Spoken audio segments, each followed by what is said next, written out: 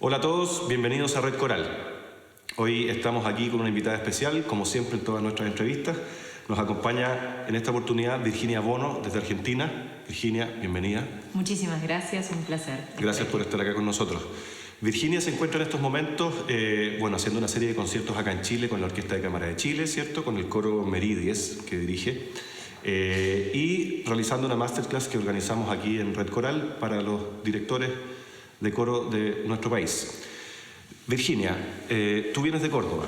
Yo vengo de Santa Fe. De Santa Fe, perdón. De la ciudad de Santa Fe, que está situada a 500 kilómetros al norte de Buenos Aires, en línea recta más o menos, en la región del litoral argentino, que es una región de pampa húmeda y ríos anchos. Estamos a orillas del río Paraná. Del río Paraná. ¿Y cómo es la actividad coral ahí en Santa Fe? Bueno, porque nosotros sabemos que en Argentina, es bastante grande, pero específicamente en Santa Fe. Bueno, la actividad coral es bastante popular en la ciudad de Santa Fe y en la provincia de Santa Fe. La provincia de Santa Fe recibió una corriente inmigratoria muy fuerte a fines del siglo XIX, de alemanes, de italianos, de suizos, es decir, de muchas comunidades en el que el canto, y sobre todo el canto polifónico, era una tradición muy fuerte. De hecho, en la provincia de Santa Fe existen de los primeros coros que se fundaron en la Argentina, coros que tienen más de 140 años. 140 años. Exactamente, son aquellas sociedades corales que se fundaban en Alemania y que los inmigrantes alemanes radicados en Santa Fe fundaban también después de construir sus propias casas. Construían la sociedad de canto, que siempre fue, digamos, un espacio en el que se nucleaba la actividad social de esas comunidades y alrededor del canto.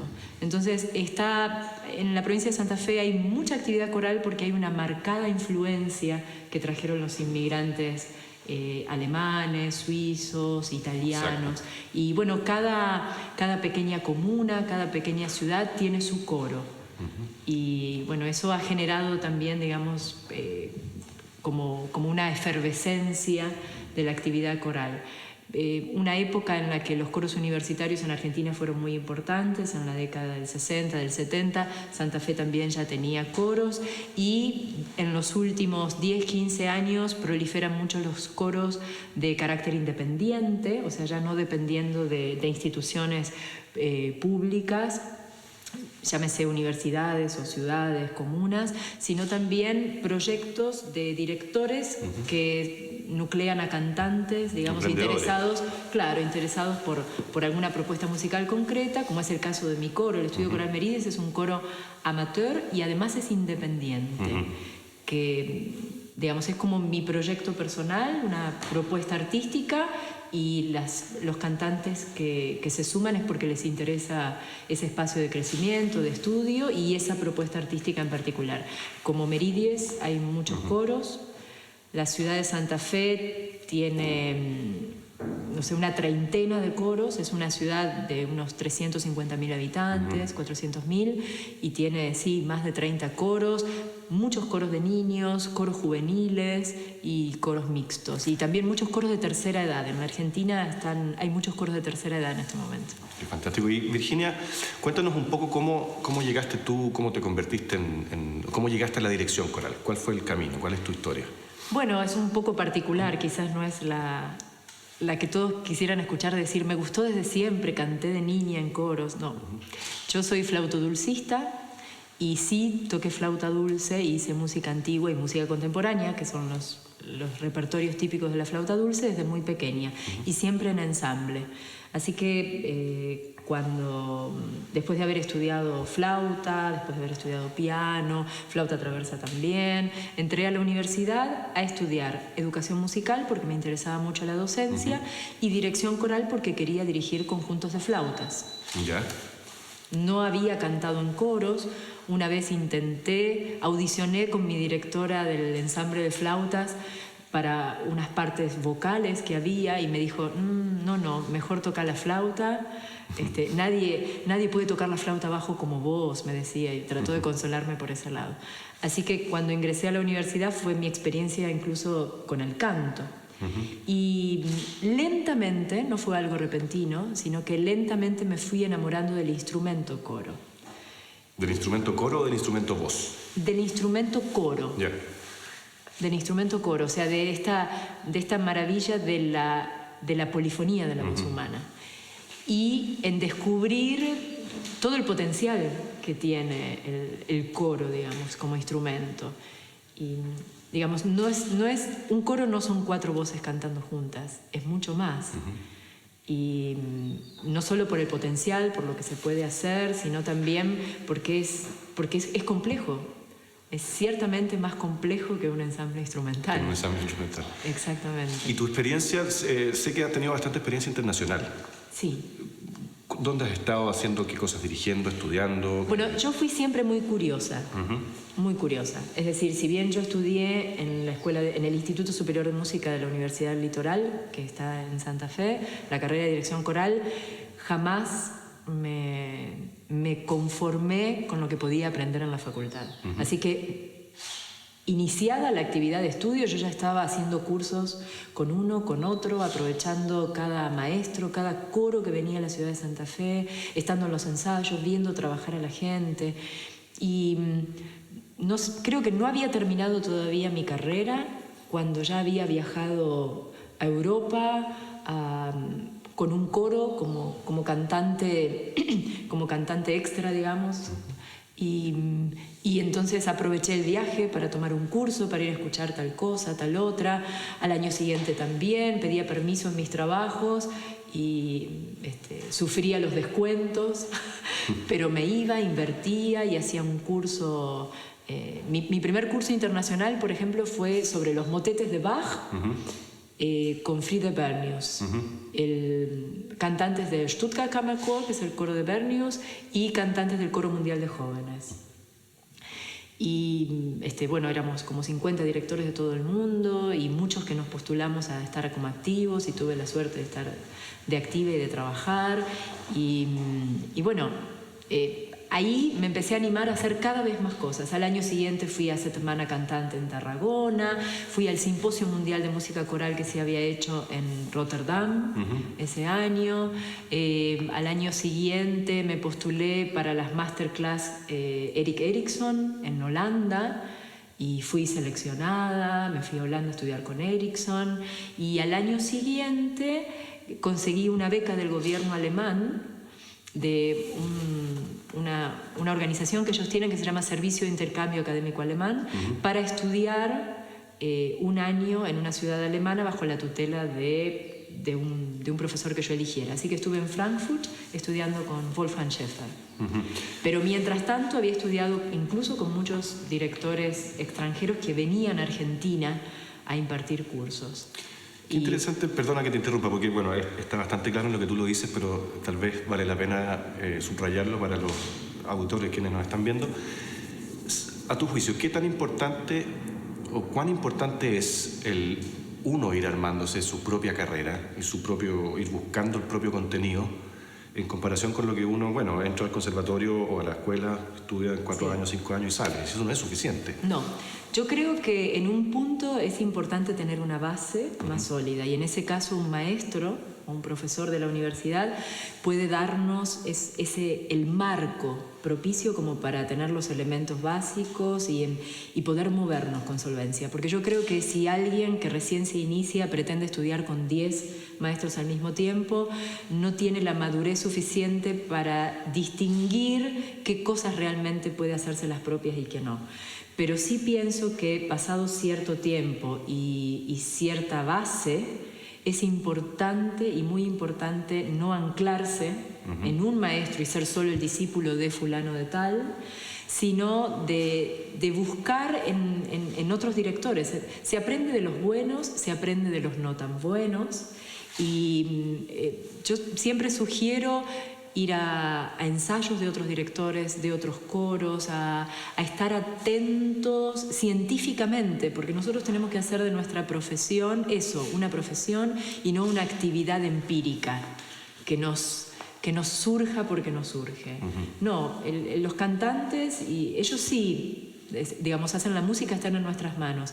Pero la tarea y la responsabilidad del director es hacer de nuestra profesión un trabajo científico en el que yo pueda ver cómo dirigió cómo un director hace un ensayo y poder, por ejemplo, disociar cuál fue el lenguaje que utilizó, fue siempre positivo en las indicaciones, y ir tomando elementos. A veces hay cosas que pueden ser muy sencillas y que cambian el espíritu o el ambiente de un ensayo. No es lo mismo decir a un cantante, dar una indicación y decir, ¿se entiende? Que dar la misma indicación y decir, ¿me explico? Claro. Por ejemplo. O hacer una corrección. No es lo mismo, y a todo nivel, con un coro profesional, semiprofesional o con un coro totalmente básico. No es igual dar una indicación con cierta burla, como por ejemplo diciendo, no, por favor, bajo, cantaron la nota, todo, lo quedó pesado, que intentar hacer una propuesta desde lo positivo. Esa nota, intentemos cantarla así, y la abro y le doy más color, siempre buscando otro lenguaje. El lenguaje, eso estaba pensando. Exactamente, el lenguaje y la comunicación que tenemos con el instrumento. Un gran maestro mío me decía, el director es el instrumentista más solitario. Estudiamos en casa, estudiamos mucho, estudiamos en silencio, estudiamos la música, estudiamos la interpretación que voy a hacer de esa música, la toma de decisiones. Una vez que está la toma de decisiones, planifico cómo ingresar a la obra, cómo hacer que el grupo ingrese en la obra y planifico también cuál es, desde el punto de vista técnico, la comunicación no verbal, que es la gestualidad, que haga posible ese fin último que es la obra tal como la quiero interpretar. Todo eso me puede llevar horas en casa y luego voy a un ensayo donde el instrumento está ahí para mí solo 2 horas. El guitarrista tiene su guitarra todo el tiempo y elige cuándo tocar. Los directores de coros nos preparamos mucho más tiempo y tenemos que hacer que el momento de ensayo sea agradable para ambos, sea eficaz, sea musical, gratificante y se avance en la obra. Nosotros sí tenemos que saber, tengo 12 minutos, tengo 15 minutos, tengo tantas horas de ensayo hasta la ejecución de la obra. Yo tengo que poder tener una obra y decir, esta obra me va a llevar con este grupo 10 horas. Poder hacer una planificación, exacto. Absolutamente. Previa al ensayo. Todo eso requiere, digamos, de un conocimiento científico de alguna manera. Y el poder observar, o sea, no solamente hacer cursos, sino observar a otros directores, pero conscientemente me puede ir dando elementos de qué cosas funcionan, qué cosas no. Yo soy una gran copiadora. Yo no inventé absolutamente nada. Tal vocalización vi que le resultó a fulano, la hago. Tal manera de encarar ciertas cosas, hasta frases que digo. A veces en intimidad con mis cantantes les cuento de dónde lo saqué. A veces no. Nada, no se da. Sí, claro. Sí, pero creo que no hay ninguna revelación. Yo creo que la mayor ganancia que hice en mi carrera y que hago hoy día es observar mucho, hacer mucha autocrítica de mi trabajo y observar mucho a los grandes maestros y a los colegas. Estoy segura de que, o sea, te afirmo que de este curso que hacemos aquí en Santiago yo aprendo muchas cosas. Sacar una enseñanza de todo, de lo que hacen los alumnos. Bueno, un músico en la disciplina que sea nunca termina de aprender y de estudiar. Ya que tocaste el tema de los cantantes, cuéntanos un poco del ensamble vocal Meridies. Del estudio coral Meridies. Bueno, el estudio coral Meridies nació en el año 2004 como consecuencia de una grabación de un disco de música de Guastavino. Antes de viajar a Alemania yo tenía un coro de cámara que se llama Agrupación Coral Ars Nova, que este año está cumpliendo 50 años de actividad, que no lo dirijo más, pero el año en que yo viajaba nos proponen la realización de un disco con la música de Carlos Guastavino, que es de nuestra ciudad. Entonces yo dejo de lado todo el proyecto y empezamos a trabajar en eso. Y la financiación nunca llegó. Qué novedad. Sí, nunca llegó la financiación, pero nosotros estábamos tan entusiasmados que empezamos a grabar igual de nuestro bolsillo, o de mi bolsillo. Entonces, bueno, yo viajo a Alemania y el trabajo quedó un poco trunco. Al año siguiente volvemos a grabar lo que faltaba, pero el coro ya no sonaba tan bien, porque bueno, hacía un año que no estábamos trabajando juntos y algunos cantantes se habían retirado. Bueno, al año siguiente Santa Fe sufre una inundación muy grande, un tercio de la ciudad queda bajo agua y en eso que quedó bajo agua la grabación de Guastavino. También. Sí. Pero bueno, ya habíamos invertido tanta energía, tanta ilusión, que volvemos a hacer una grabación con un coro que ya no era mi coro. Así que la verdad el resultado musical fue pésimo. Entonces al año siguiente yo le propongo al coro que vamos a grabar un disco, pero con cantantes pautados y seleccionados, de aquellos que habían sido mis cantantes en años anteriores. Entonces por email convoqué a 20 cantantes y les dije, voy a estar en Santa Fe 4 semanas, 2 fines de semana ensayamos intensivo para preparar el repertorio, son estas y estas obras, todos ustedes tienen que venir con la música aprendida, la ensayamos intensivo 2 fines de semana, 2 fines de semana grabamos. Y funcionó de maravilla. O sea, fue como una propuesta profesional, ¿no? Entonces, cuando terminamos el disco de Guastavino, la misma gente dice, ¿y por qué no hacemos esto cada vez que vos vengas? Bueno, ¿les gusta? Ok, entonces al año siguiente vamos a hacer un concierto de música inglesa romántica o post-romanticismo inglés, o sea, Elgar y hasta Gerald Finzi y Britten un poquito. Solo música inglesa, algo que era muy novedoso para mi ciudad, porque, bueno, hacer un concierto completo con música que no tuviera una sola obra en castellano, porque hasta el bis era en inglés, fue marcar una diferencia.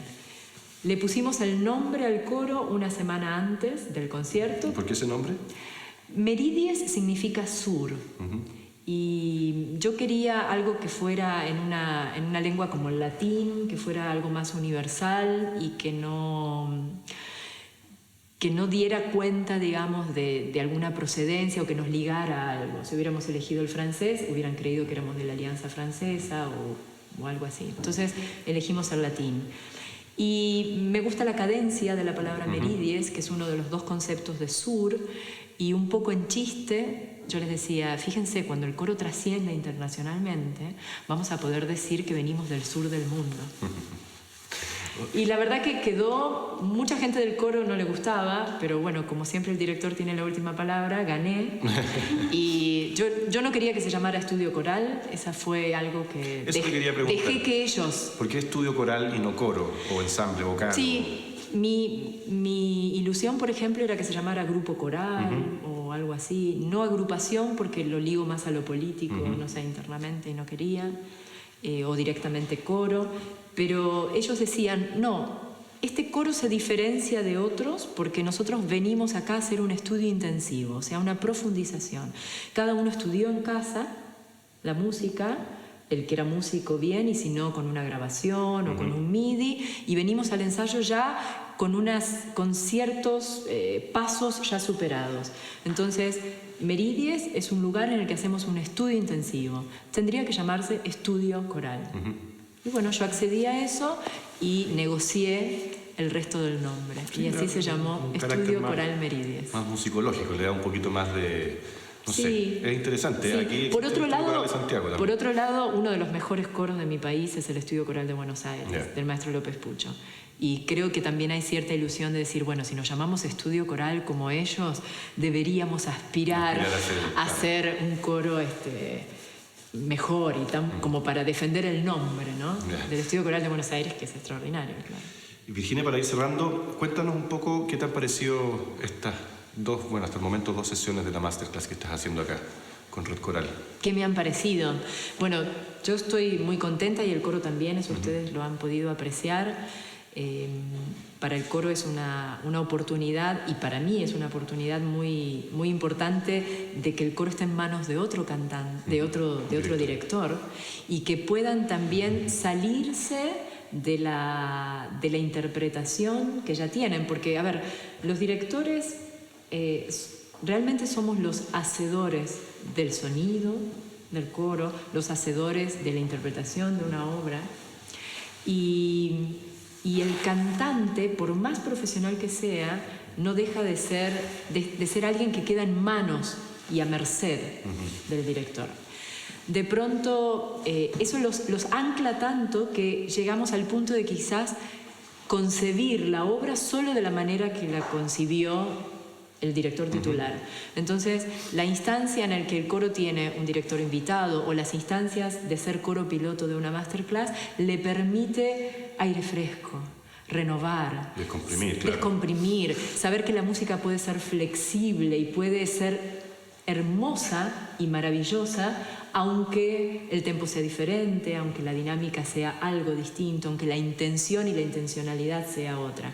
Esa es una ganancia muy importante para el coro, y para mí como directora es una ganancia muy importante porque lo que yo busco es que mi coro sea dócil y sea imaginativo y sea creativo, y esta instancia los hace así.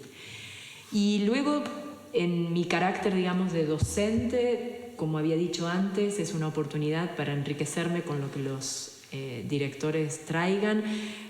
Yo no desmerezco en absoluto a quien pueda tener menos experiencia o ser un simple estudiante. Son músicos, es gente que ama lo que quiere hacer, que tiene una vocación de estar ahí adelante. Eso ya le da autoridad y merece todo mi respeto, y estoy absolutamente convencida de que tienen algo para decir. Y por otro lado, me gratifica también la confianza que ellos pueden tener en haberse inscritos a este curso y saber que pueden esperar algo de mi opinión, que es nada más que mi opinión. Eso también es importante. Cada vez que yo hice un curso, me entregué a las manos del profesor y dejé o intenté ponerme en sus manos y hacer lo que me pedían sin resistencia. Pero después hay un momento en el que uno reflexiona y puede decidir si eso aplica o no aplica. Claro, uno toma lo que... Exactamente, y a veces eso no sucede inmediatamente. Por lo general no sucede en el curso mismo. Puede no suceder cuando el curso terminó, y a veces a mí me ha sucedido que hay cosas que las comprendí o que las pude incorporar años después. Fulano me había dicho tal cosa, o me había inclinado hacia tal o cual repertorio, o tal o cual postura, o tal o cual vocalidad del coro. Claro, hay aspectos que requieren de mayor tiempo para cantar, ¿cierto? Sí, y que tienen que ver también con nuestra formación como músicos en general. Nuestra madurez musical, y no solo musical, la madurez en la vida, digamos. Hay cosas que se comprenden habiéndolas vivido y sufrido y experimentado.